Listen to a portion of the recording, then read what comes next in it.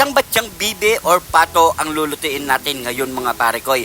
So, nasa 11 pieces nga pala to mga parekoy. Malinis na rin yan. At hihiwain lang natin ng katamtaman ng laki, panghanda, at syempre kasali na ang pulutan mga parekoy. Nagpapashoutout nga pala si Harold De Leon at kay Madam J. Risa Carreon ng Pandakake, Mexico, Pampanga. Shoutout sa iyo lahat mga parekoy. Matapos natin to mahiwa mga parekoy, so babanlawan lang na muna natin yan hanggang sa luminaw ang kanyang tubig. So after natin to mabanlawan mga parekoy, ididiretso na natin to sa kalan at titimplahin na lang natin yan ng toyo mga parekoy. At kung napadaan ka naman sa parte ng video na to mga parekoy, paki-comment lang po kung saan na po umabot ang ating video para alam natin.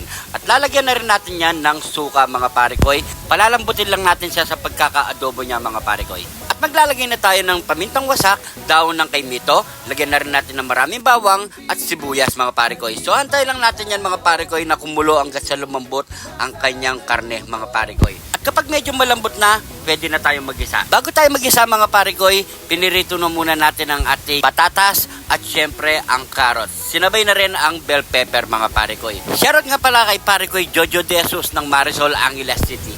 Maglagay na tayo ng bawang at syempre ang asawa niyang sibuyas. At sabay na natin ilagay ang tomato paste. At imekos-mekos lang natin yung mga parekoy hanggang sa mag-evaporate ang tomato paste na inilagay natin dyan. At syempre ilagay na natin ang nagpapasarap na reno. At imekos-mekos natin uli yan mga parekoy. Sabay na natin ilagay ang kanyang tomato sauce. Yun no, nyamanak yan sakin! Imekos-mekos natin uli hanggang sa mahilo ang kanyang sauce. At pinalambot na bibi or pato mga parekoy.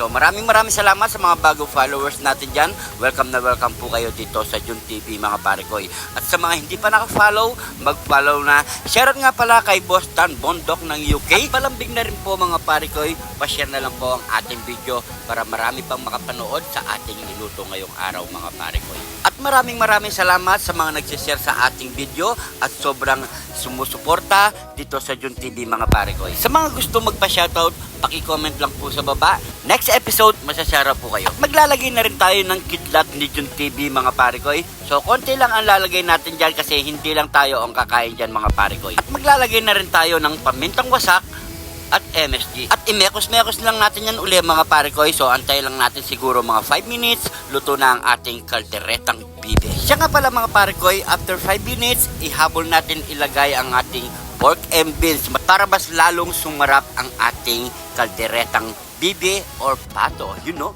nyamanak yan sakin! At syempre, bandang huli na natin ilagay ating mga piniritong gulay, carrots, patatas at bell pepper mga parekoy. At syempre maghintay lang tayo ng 5 minutes at takpan muna natin yan. After 5 minutes mga parekoy, luto na ang ating kalderetang pato or bibe mga parekoy. So syempre, ano pang kasunod niyan?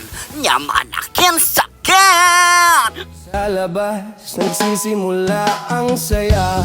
Hangin at tanawing kasama.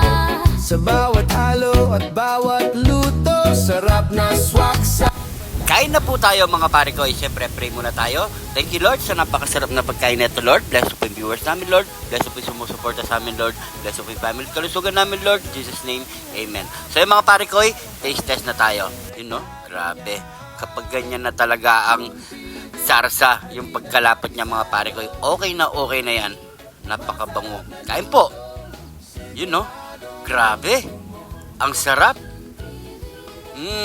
Sarsa palang ulam na. Nyamanak yan sakin! Kain po tayo mga parekoy. At syempre, kumuha lang tayo ng konti mamaya. Alam nyo na ang mangyayari. Pulutan na! You know? Kain muna tayo mga parekoy.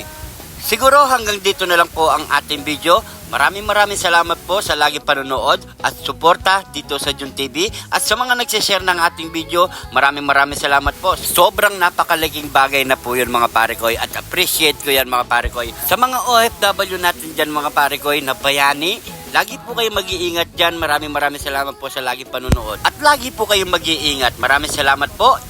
God bless mga parekoy.